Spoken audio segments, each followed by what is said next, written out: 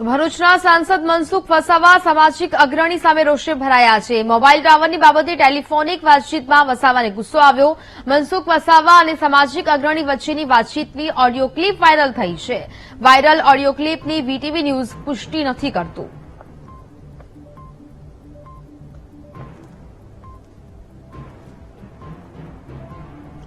તો જ પ્રકારે આ સમાચાર સામે આવ્યા છે। ટેલિફોનિક વાતચીતની ઓડિયો ક્લિપ છે તે વાયરલ થઈ રહી છે। ભરૂચના સાંસદ મનસુખ વસાવા સામાજિક અગ્રણી સામે રોષે ભરાયા હતા।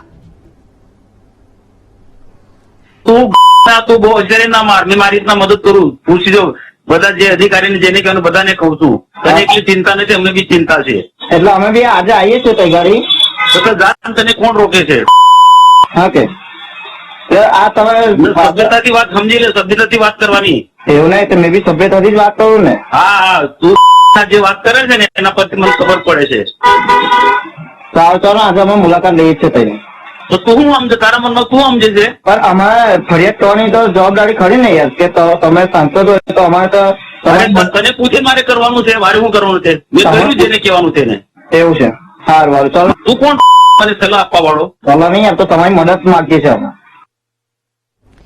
સંવાદદાતા યોગેશ ફોનલાઈન પર જોડાયા છે। યોગેશ, મનસુખ વસાવા અને સામાજિક અગ્રણી વચ્ચેની વાતચીતની ઓડિયો ક્લિપ વાયરલ થઈ છે, શું મામલો?